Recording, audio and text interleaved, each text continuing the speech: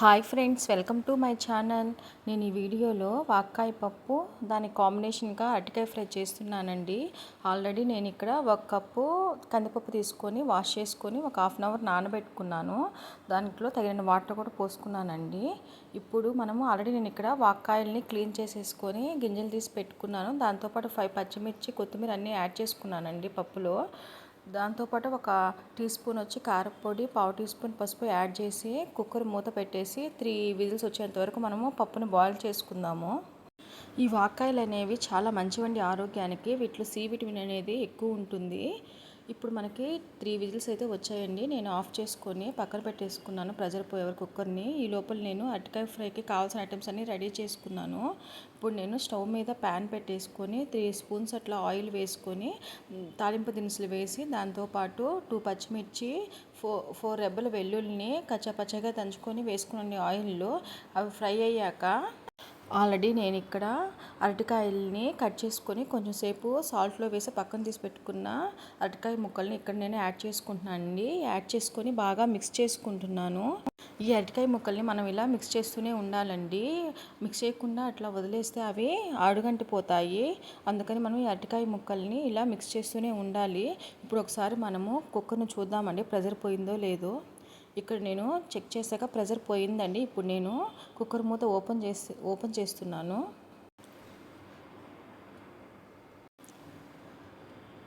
చూసారా అండి పప్పు ఎంత బాగా బాయిల్ అయిందో. ఇప్పుడు దాన్ని మనం ముద్దకంతో స్మాష్ చేసుకుందామండి. ఆ వాక్కాయలు, పప్పు, ఆ పచ్చిమిర్చి అంతా మెత్తగా అయ్యే వరకు స్మాష్ చేసుకొని పక్కన పెట్టుకుందామండి. ఈ లోపల మనము అరటికాయ ఫ్రై ఎంతవరకు వచ్చిందో చూద్దాం ఒకసారి. చూసారా అండి అరటికాయ ఫ్రై అయితే ఇక్కడ మనకి మోస్ట్లీ అయితే ఫ్రై అయిపోయింది. ఇప్పుడు దీంట్లో మనము స్పైసెస్ని యాడ్ చేసుకుందాము. 1.5 టీ స్పూన్ కారపొడి, పావు టీ స్పూన్ పసుపు, 1 టీ స్పూన్ సాల్ట్ యాడ్ చేశానండి. దాంతోపాటు నేను 1 టీ స్పూన్ ధనియాల పొడి కూడా యాడ్ చేశాను.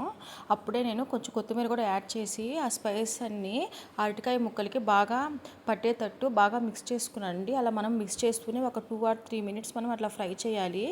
ఇక్కడ మనకి మోస్ట్లీ అయితే అరటికాయ ఫ్రై అయితే రెడీ అయిపోయిందని ఇప్పుడు నేను అరటికాయ ఫ్రై అయితే ఆఫ్ చేసేసుకుంటున్నాను.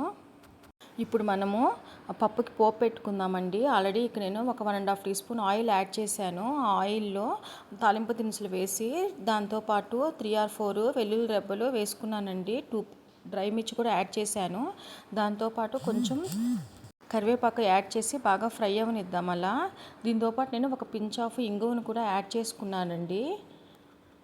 అవి ఫ్రై అయ్యాక ఇప్పుడు నేను ఒక ఆనియన్, ఆల్రెడీ నేను ఇక్కడ ఒక ఉల్లిపాయని సన్నగా కట్ చేసుకొని పెట్టుకున్నానండి. అక్కడ ఇది యాడ్ చేసేసాను. ఇవన్నీ బాగా ఫ్రై అయ్యాక మనము వీటిని పప్పులో యాడ్ చేసుకుందామండి. వాక్కాయలంటే మనకి దొరకవండి. దొరికినప్పుడు పప్పు కానీ పచ్చడి కానీ ట్రై చేయండి, చాలా బాగుంటుంది. ఇప్పుడు నేను ఈ తాలింపునైతే ఇక్కడ పప్పులో యాడ్ చేసేసానండి. నేను ఇంతకుముందు 1.5 టీ స్పూన్ దాకా సాల్ట్ని పప్పులో యాడ్ చేసుకున్నాను. ఇప్పుడు మనము ఈ పప్పుని బాగా మిక్స్ చేసుకొని ఒక 3 to 4 మినిట్స్ గ్యాస్ స్టవ్ మీద పెట్టుకొని బాయిల్ చేసుకుందామండి. పప్పు బాగా ఉడికేటట్టు. ఈ పప్పు చాలా రుచిగా కూడా ఉంటుందండి. ఒకసారి ట్రై చేయండి. ఇక్కడ మనకి పప్పు బాగా బాయిల్ అయిపోయింది కదా అండి. మోస్ట్లీ ఇక్కడ మనకి పప్పు కూడా బాగా రెడీ అయిపోయిందండి. ఇప్పుడు నేను ఇక్కడ పప్పును కూడా ఆఫ్ చేసుకొని పెట్టేసుకుంటున్నానండి.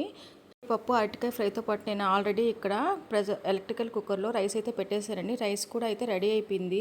మీకు ఈ వీడియో నచ్చినట్లయితే please like, share and subscribe చేసుకోండి. థ్యాంక్ యూ సో మచ్ అండి. Thank you.